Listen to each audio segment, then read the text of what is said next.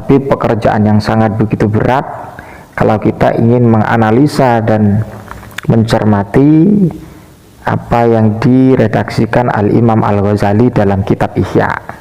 Ini apa namanya kalau bukan improvisasi? Dan di sini teman-teman, Harry Pras banyak diprotes oleh penganut atau pengamal kitab Ihya Ulumuddin. Harry Pras kalau belum baca kitabnya jangan sok bicara katanya. Kebetulan juga saya punya asatid, jadi mana asatid saya ini sudah fasih, sudah khatam membaca kitab Ihya Ulumuddin, dan beliau memberikan kesimpulan dan mengajarkan kita lebih baik tinggalkan kitab itu. Siapa yang boleh membacanya? Ulama-ulama tertentu yang boleh membacanya. Sekedar membaca katanya. Oke, tidak perlu panjang lebar.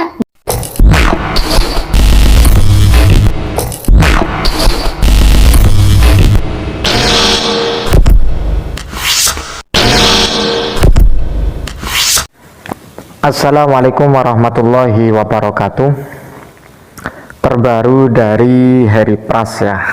Lagi-lagi Harry Pras ini pembuat sesuatu yang tidak sama dengan kebiasaannya. Apalagi seringkali mengatakan beberapa kitab yang memang sudah menjadi kajian di pondok pesantrennya. Dulu-dulu itu Harry Pras mempersoalkan masalah kitab Qurratul Uyun dan juga kitab Fathul Izar. Dan sekarang mempersoalkan kitab Ihya Ulumuddin ya, karya dari Al-Imam Al-Ghazali. Kata Harry Pras, kitab Ihya itu lebih baik untuk ditinggalkan karena Harry Pras itu punya guru katanya. Gurunya itu menyarankan agar kitab tersebut tidak dibaca ya. Ini apa namanya kalau bukan improvisasi? Dan di sini teman-teman, Harry Pras banyak diprotes oleh penganut atau pengamal kitab Ihya Ulumuddin. Harry Pras kalau belum baca kitabnya jangan sok bicara katanya. Kebetulan juga saya punya asatid, jadi mana asatid saya ini sudah fasih, sudah khatam membaca kitab Ihya Ulumuddin, dan beliau memberikan kesimpulan dan mengajarkan kita lebih baik tinggalkan kitab itu. Siapa yang boleh membacanya? Ulama-ulama tertentu yang boleh membacanya. Sekedar membaca katanya. Oke, tidak perlu panjang lebar.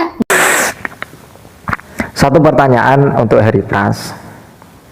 Ketika Anda menyimpulkan hal yang seperti itu lewat guru Anda, saya mau bertanya kepada Harry Pras, apakah pernahkah Harry Pras membaca 1 lembar atau 2 lembar atau 3 lembar kitab Ihya itu sendiri? Tapi saya yakin kalau Harry Pras itu tidak pernah baca kitab Ihya ya. Karena husnudzon saya, Harry Pras itu tidak bisa baca kitab. Ya, saya juga tidak bisa baca kitab. Jadi ketika kitab Ihya yang menjadi senjata pondok pesantrennya, ulama-ulama sepuh itu, masyayikh di pondok pesantren itu memang memprioritaskan kitab Ihya dalam bidang kajian tasawuf terhadap sesuatu yang bersifat fadhailul amal. Oke, ketika Harry Pras mempersoalkan kitab Ihya karena landasan gurunya, karena gurunya itu ya orang-orang salafi wahabi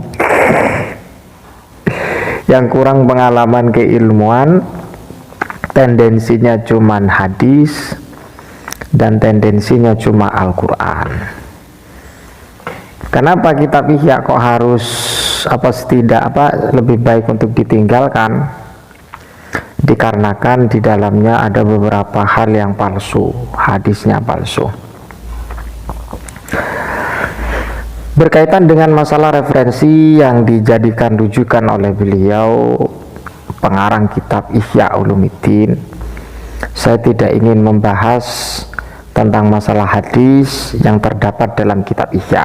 Tapi tidak bisa dipungkiri juga di dalam kitab Ihya itu sendiri ya tidak sahih dan juga tidak hasan.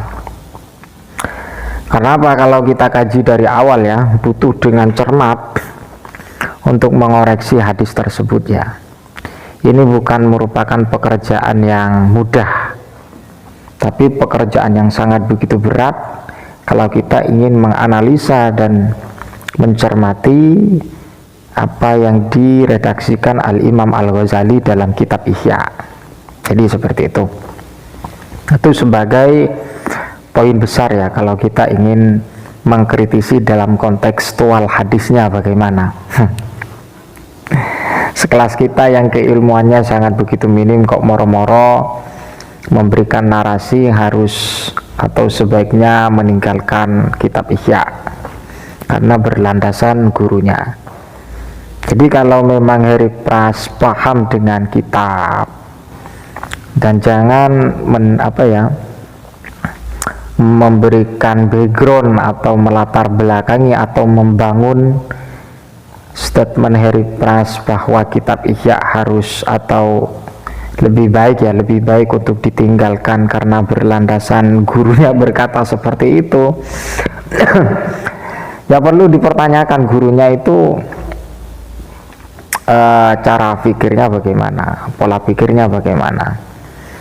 Tapi yang jelas saya husnudon karena gurunya itu banyak para sutat-sutat Wahabi yang tidak lain dan kemudian sering kita dengar yang digaung-gaungkan adalah masalah hadis dan kemudian masalah Al-Quran, qala Rasulullah, qala Allah Ta'ala. Ini faham yang seperti ini sangat begitu berbahaya ya. Karena begini saudara, kita itu memahami beberapa kajian para ulama. Para ulama itu sudah mempunyai ikhtiyat ya, berhati-hati dan kemudian ijtihad dan mempunyai upaya menganalisa, itu sudah, dan itu memang sesuai dengan mekanisme untuk memberikan pemahaman baik dari hadis dan kemudian dari Al-Quran. Kalau kita tidak mengikuti maqalatul ulama, pendapat para ulama mufassirin, muhaddisin, dan kemudian para fuqaha, dan kemudian para pakar tasawuf, nalar kita itu tidak akan pernah sampai ke situ. Satu contoh saya buktikan, ketika dalam teks hadis atau teks Al-Quran, ketika ada lafaz atau ada kalimat yang menunjukkan perintah, dalam kalimat ketika berupa perintah, maka dalam kajian usul fikih itu ada dua kemungkinan, bisa larinya kepada hukum wajib, kemungkinan bisa larinya kepada hukum sunnah sesuai dengan qarinah atau indikasi yang pas dalam permasalahan teks hadis atau Al-Quran yang memang berupa perintah. Jadi seperti itu. Kalau kita menelan hadis dan Al-Quran itu tanpa menganalisa bagaimana mekanisme yang harus dilakukan sebagaimana yang dipaparkan para ulama, maka akan menjadi kekacauan. Moro-moro ketika ada teks hadis berbentuk perintah atau teks Al-Quran berbentuk perintah, kemudian kita katakan wajib. Wah, ini bahaya ini. Maka semua dari awal dan sampai akhir maka akan bersifat hukum wajib semua. Kalau nanti kita nilai lafaz tersebut atau kalimat tersebut berbentuk kalimat perintah. Jadi kan seperti itu. Ini sebagai satu contoh saja. Sebagai satu contoh saja agar kita tidak termakan oleh narasi-narasi yang sangat begitu ekstrim ya.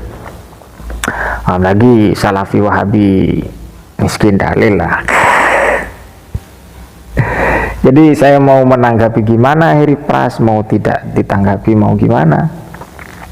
Tapi yang jelas Heri Pras ya kalau bisa membacakan dalil lah, bukan berlandaskan gurunya. Kalau berlandaskan gurunya ya ketika dikritisi maka tidak akan memberikan jawaban. Kalau memang berlandaskan gurunya berkata seperti ini, kemudian gurunya menghukumi sesuatu seperti ini, dan gurunya sholatnya seperti ini, dan gurunya melakukan hal-hal yang seperti ini kan kacau. Kalau kita ingin menjadi orang yang cerdas dan waras, sahabat yang dimuliakan Allah Subhanahu wa Ta'ala, jadi itulah yang memang dilakukan oleh Heri Pras tentang masalah kitab Ihya, karena landasan itu tetap pada gurunya yang berfaham Salafi Wahabi, bid'ah, syirik, dan seterusnya. Ya, mudah-mudahan bermanfaat. Ihdinas shiratal mustaqim. Assalamualaikum warahmatullahi wabarakatuh.